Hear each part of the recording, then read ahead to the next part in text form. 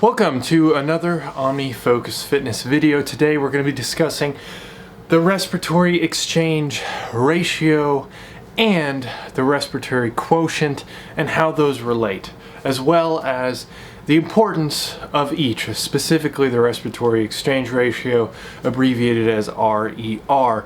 If you haven't heard of it, then, well, now is as good a time as any to learn about it. It is actually quite interesting, quite intricate. I try and make things as simple as possible throughout the video, but it is kind of a complex subject to talk about without going into extreme detail, but I try my best. Anyway, so you will learn everything that there is to know about the RER, and any details that I do end up leaving out, you can of course find those in the article below. Go ahead and skip to whatever section you'd like to learn about in the menu coming up. And that's it. See you on the other side.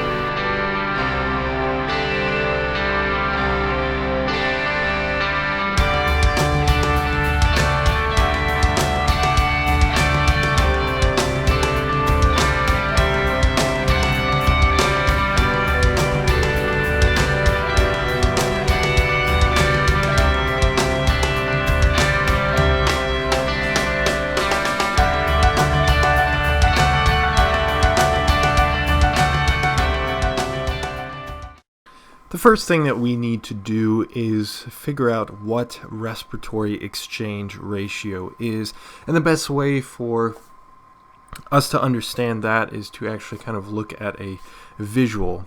It's actually kind of a complicated thing to explain, but I will try my best.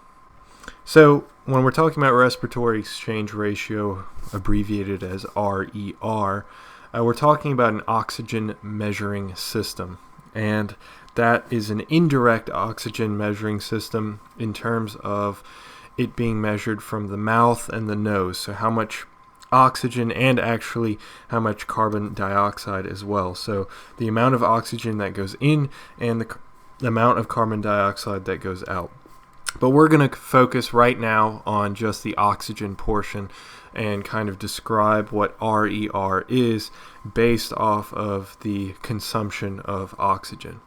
So what we're talking about when we're talking about RER is actually trying to figure out between two different metabolism pathways. And those two are the oxidative, right here, and glycolytic. Now, things are a little more complex than that, but for the simplicity of this video and for the simplicity of actual explanation purposes, I'm just going to leave it at that, oxidative and glycolytic.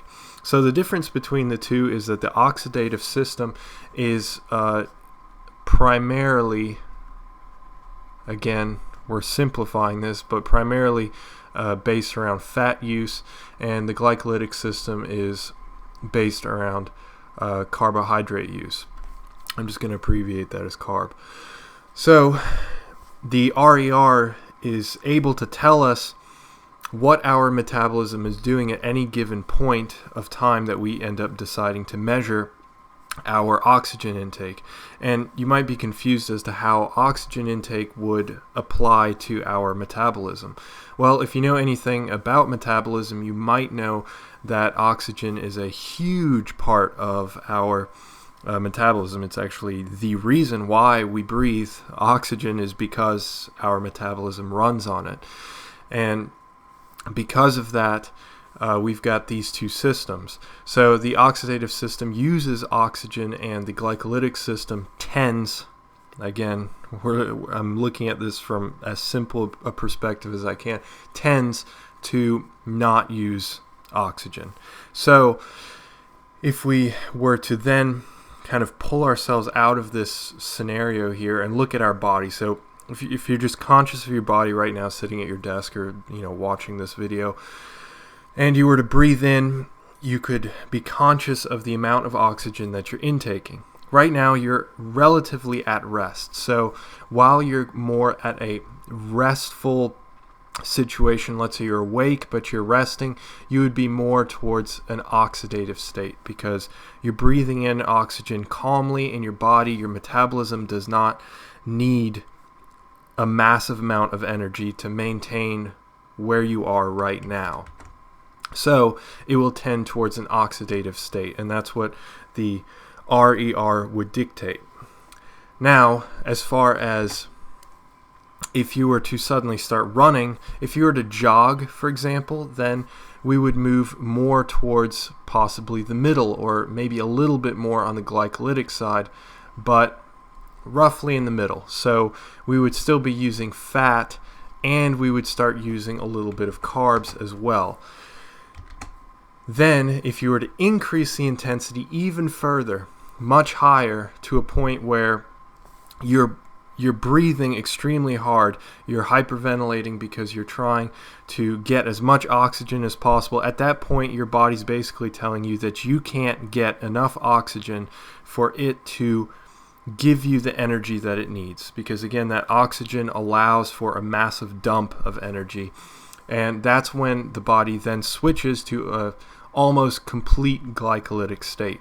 And if we were to do something really high intensity, like weight training, for example, or sprinting, we would be on the very end here of this glycolytic scale, and we wouldn't need oxygen to produce energy. However, that said, we couldn't maintain that amount of energy output for a very long time, so only for maybe like 30 seconds or a minute or a few minutes, as opposed to if we were to jog, walk, sit, sleep, and we're moving more towards the oxidative system that maintains our day-to-day living. In that circumstance, then of course you would have plenty of energy, but at a much slower rate. And that's the real difference between these two. So the oxidative also uses oxygen and more energy at slower rate, okay? So slower rate, and glycolytic system, again, tends not to use oxygen. We're going to look at it as if it doesn't use oxygen. Less energy, but at a much faster rate. And this is continuous, and this is, I guess we'll say, brief. Ooh, that's not an I. Okay, so this is brief. Okay, I wish I could write a little bit better. Anyways, so how that plays into the actual RER is we measure the amount of oxygen that is necessary for us to fulfill a certain function. So when you're asleep, you are actually at the lowest level of the oxidative system. You are right here, and you are literally using only fat to power. The only thing you're using is fat to power you staying alive while you're asleep. That's it. Now, once you start getting up, like let's say you wake up, you get up, and let's say you start reading a book or something. You're still resting, right? But your brain has to do more things, so your body requires a little bit more energy. And if you notice it or not, you're actually breathing a little bit more often because you need more oxygen to then fulfill those energy requirements. So you'll still be largely using fat, but you might use a little bit of carbohydrate metabolism. Now, again, if you go jogging, for example, or if you go for a walk, then suddenly you're moving. The more you move and the more intensity that you use for that movement, the more you're going to move towards a glycolytic state. And as I've already explained, if you were to sprint or do some sort of heavy weight training, you'd be in an almost exclusively glycolytic state. And the way we're able to figure that out is there's a certain point, the anaerobic threshold, which I'm not going to go over too much here, but you hit that anaerobic threshold where your body simply is going through a motion. You are putting your body through a situation in which it requires a massive amount of energy. So energy demand goes up, but the oxidative system can't supply that energy fast enough, because while it does supply more energy, it is at a much slower rate, and it tends to be continuous. Now, if we get to a point again where your body suddenly has a spike and it needs a lot of energy, then it will immediately jump to a more carb-based program where, because again we're breathing so heavily, you're just constantly breathing extremely heavily. In that case, you're not taking in enough oxygen to attenuate that high energy need over here. So while you're using less energy, you are getting that energy, that little bit of energy, to last for a brief period of time at a much faster rate. So in that case, the glycolytic system comes in. So if we simplify this all the way down to our breathing, why I had you kind of focus on your breathing is, if you were to then focus on non-voluntary breathing, so if you were to just start breathing quickly, that's not what I'm talking about here. What we're talking about is if your body's put in a position where it absolutely metabolically needs more energy, then it'll start shifting from one direction to another direction, so towards this direction. And if it relaxes, then it'll start moving towards this direction, towards the oxidative state.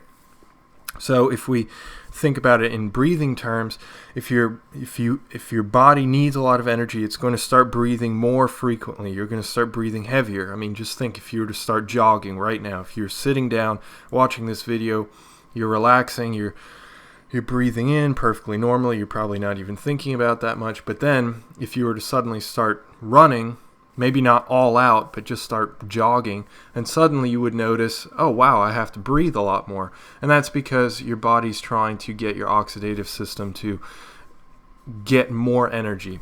But eventually there's that point, and I feel like everybody's at least exercised to the point where they understand what that feeling is of extreme intensity, where you're breathing in extremely deeply, and you're just huffing and puffing, and you're breathing in a whole lot of air, and you absolutely can't breathe in any more oxygen than what you are. Your lungs are filling up as much as they can and exhaling as much as they can. And that is basically the anaerobic threshold if we were to look at it from kind of an oxygen standpoint, an oxygen intake standpoint. And that's, again, where we're going to go towards that glycolytic, the no oxygen system, to supply us with energy. So that's kind of a roundabout way, without going into too many specifics. That's a roundabout way of explaining what the respiratory exchange ratio is. And I'm going to go a little bit more into detail with what exactly it is, but just so you understand both sides of the metabolism and why the body reacts a certain way, and why we measure oxygen to determine that intensity and to determine metabolism. That respiratory exchange ratio gives us, via the inhalation of oxygen, tells us in which state we are in a more oxidative state, a glycolytic state, maybe in the middle, maybe a little towards glycolytic, maybe a little bit towards oxidative. It'll tell us which state we're located in. So now that we understand that, I think hopefully we can move on to the next section.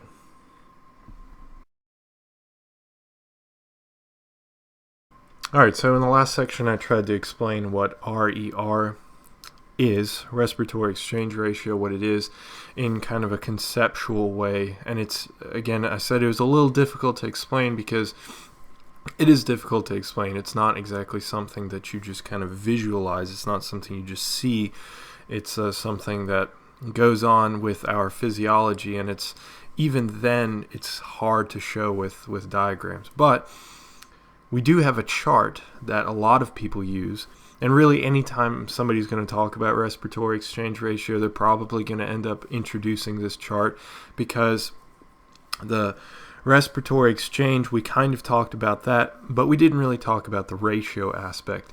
And the ratio aspect actually comes from something called the respiratory quotient.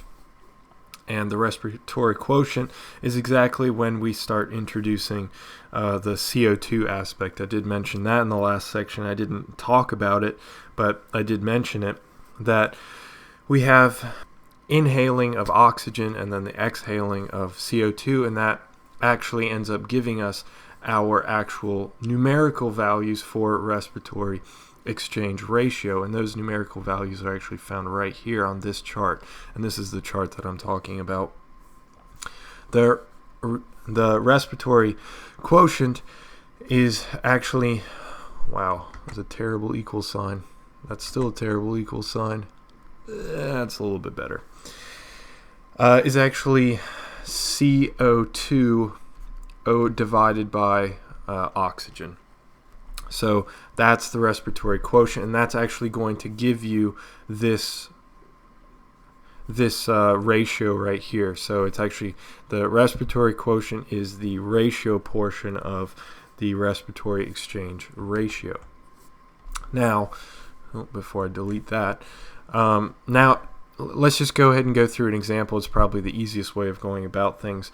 If we inhale, well, let's say we exhale 250 milliliters of CO2, and then we would divide that by the amount that we took in, which was 300 milliliters of O2 in this example.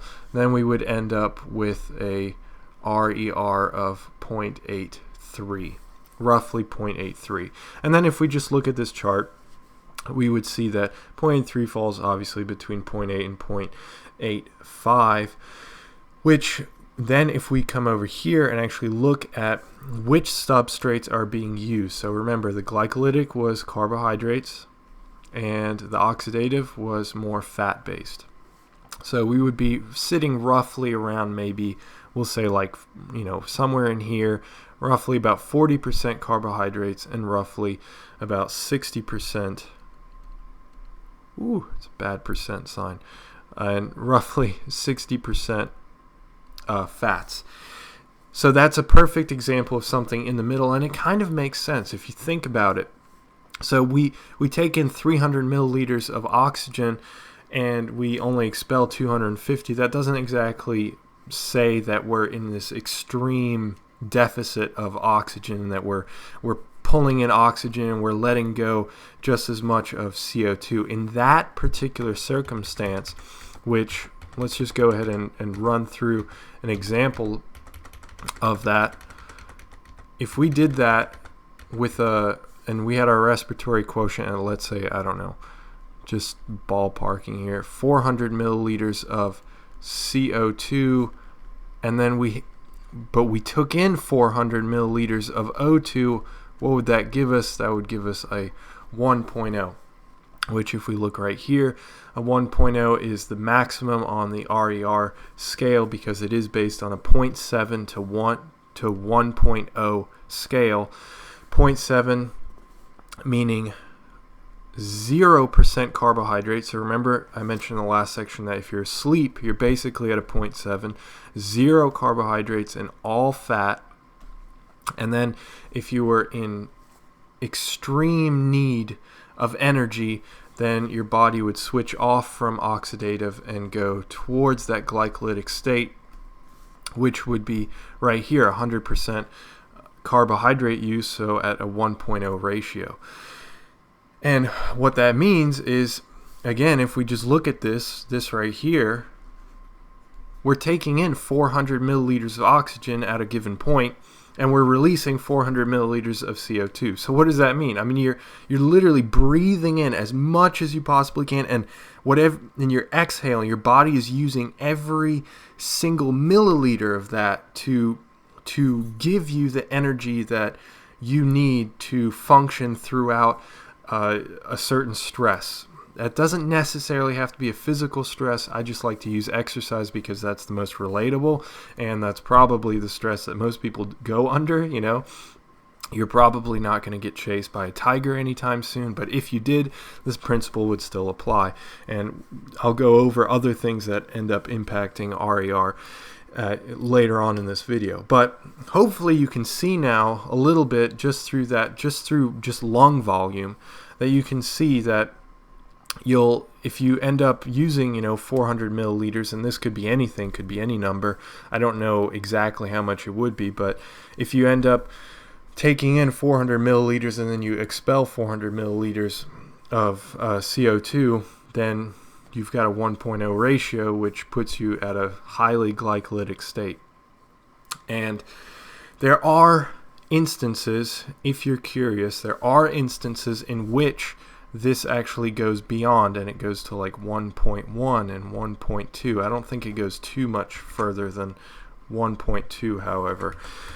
And if you'd like to know about those, I'm not going to discuss them in this video because this video is already going to be long enough, but you can check out the article, which is linked below, and I do discuss how the RER can temporarily be extended beyond 1.0, and it is kind of interesting actually, so check it out. So hopefully that made sense, and alright, let's move on to the next section. So hopefully you have a better idea of what the respiratory exchange ratio is, as well as now you've been introduced to the respiratory quotient. So what actually impacts both of those? Specifically the respiratory exchange ratio, which is the kind of the larger of the two. That's the overall concept.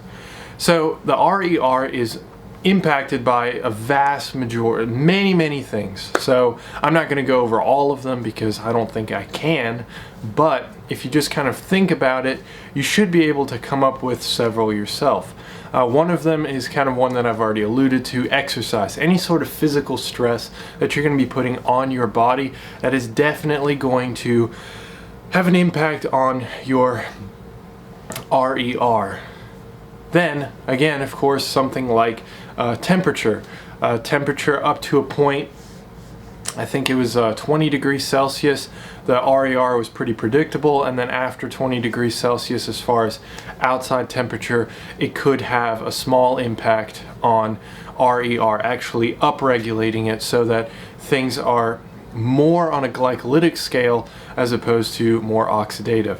So and going back to exercise, physical activity, physical stress of any sort, the more intense it is, of course, the more it's going to change the RER towards that 1.0 factor, that 1.0 ratio, which is, as we know by now, a glycolytic, pure glycolytic.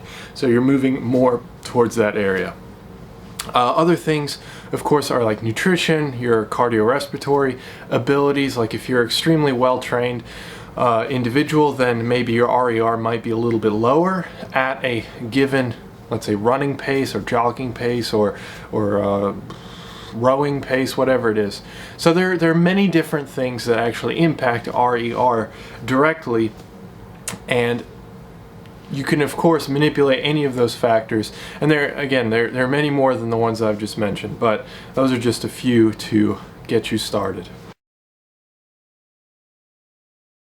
Okay, and if you haven't ever heard of RER, then you probably have no idea why you're watching this video. Most likely you're not watching this video.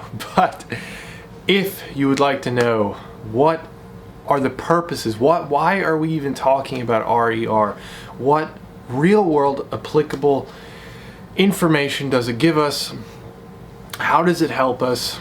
Well, it obviously helps us with exercise. For example, if you are an individual that wants to improve their cardiorespiratory ability through steady state cardio, and you've been trying to improve, the RER would be a great place, if you had the equipment, of course, to actually figure out how you're improving, how well you're doing. Because if your RER goes down, so let's say you're running and you typically run at a ratio of 0.88. I'm just pulling this out, just 0.88, so it's partly oxidative, partly glycolytic, and then you kind of run out of steam after, I don't know, 30 miles of running. You're a long distance runner, you run out of steam after 30 miles of running. I can see why, because I would run out of steam after like 2 miles. But anyways, beside that, you work on your RER, you work on your cardiorespiratory ability, you keep working at things, and eventually your RER could go down. So from, like, let's say 0.88, it would go down to 0.86 or 0.84. And why that's beneficial is because then you're moving away from a glycolytic standpoint and you're moving more towards that lipid-based, fat-based metabolism, which the body is in all the time, so it's completely comfortable, and you have a massive amount of energy stores in fat. You could last weeks, literally weeks, with just burning off fat.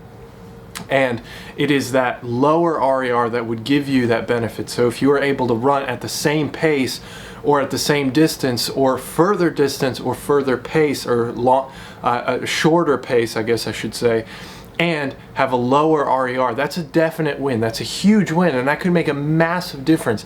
Even that 0.01 or 0.02 difference in your RER can be a massive improvement in your cardiorespiratory fitness. However, this only applies to steady state cardio, kind of like what we talked about with oxidation, talking about steady state. This really only applies to steady state cardio. So you can't be doing it for like weightlifting. It's not really going to be all that helpful for weightlifting. It's not going to be all that helpful for like sprinting, any sort of things like that. But marathons, triathlons, maybe like a 5K even, you could get some benefit out of knowing what and being able to use the respiratory exchange ratio.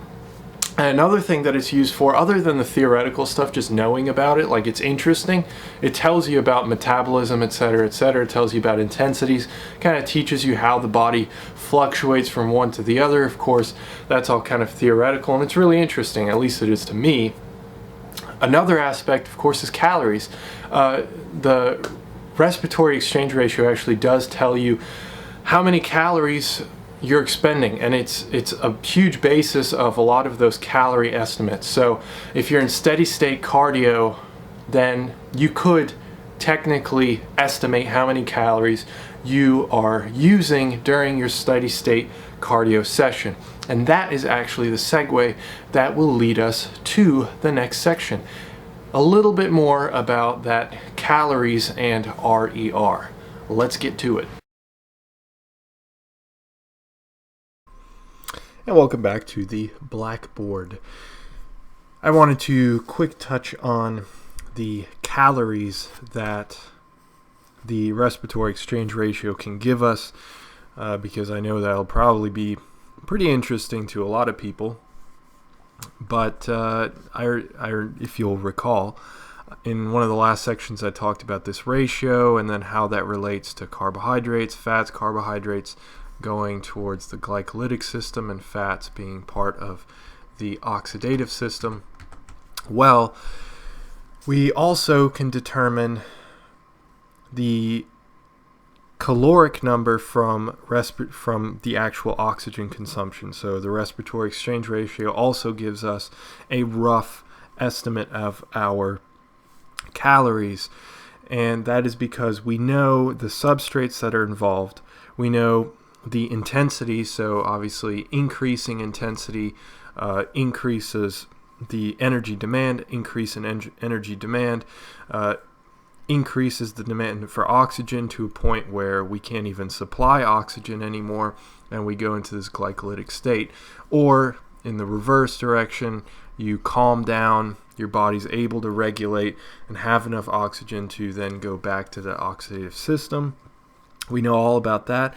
And we know how to measure oxygen. We can't necessarily measure oxygen directly, but we can measure it indirectly. And that's basically what we're doing with this respiratory exchange ratio, is we're just putting a mask over the mouth and nose. And when the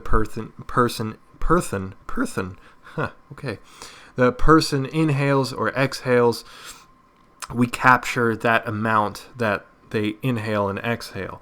And because of that, we have been able to determine that roughly we're talking about 5 calories.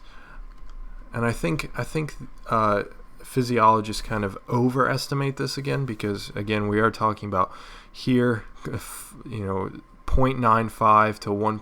Most people aren't going to be exercising in this range. Most people are going to be exercising more in this range for the type of exercise that this would be useful for. So 5 calories per 1 liter, an entire liter, so 1,000 milliliters of oxygen. So per liter, we are expending roughly 5 calories. And I think they overestimate that because they want people, it kind of attenuates that little bit of difference, maybe attenuates a little bit of discrepancy, some sort of issues with the actual measurement system. That's just a guess, but people go with 5 calories per liter of oxygen. And then I've already made a video about this, but then we can actually use this information and determine how many calories we use during exercise. But specifically, we're talking about steady state cardio. We are not talking about doing like weightlifting. We're not talking about doing like sprinting or anything like that, because those would be highly glycolytic and those aren't steady state. It's not, again, this was brief. Remember in the first section we talked about how glycolytic is brief and can only last up to maybe a few minutes, and the oxidative system is continuous. It is something that your body is very good at, has gotten used to, and knows how to use oxygen to produce massive amounts of energy. So if this 5 calories per liter of oxygen, if you wanted to use that to actually measure the amount of exercise, the amount of calories that you expend during exercise, you would have to do a lower intensity to a point where you can continuously do that intensity for a duration of time. And I do have a video and article on that, which I will link for your benefit. So that is that. That's all you need to know, and we will move on. This is the summary of the video for those of you that need a quick recap. If not, please subscribe and check out the attached article. Honestly, it's very difficult to do a summary section for something as expansive as the respiratory exchange ratio, but I will give it my best shot. The respiratory exchange ratio, RER, is basically just a ratio. It is a number between 0.7 and 1.0 in which we can then determine and quantify our metabolism in an indirect sense. So what we do is we measure the amount of oxygen that we inhale and the amount of CO2, carbon dioxide, that we exhale, and with that measurement we can come up with a ratio. So oxygen divided into CO2 exhale. And that gives us a number. And that ratio then equates to and tells us at what metabolism our body is working with. So if we're at rest, it's going to be more lipid-based, more fat-based. It's going to be oxidizing.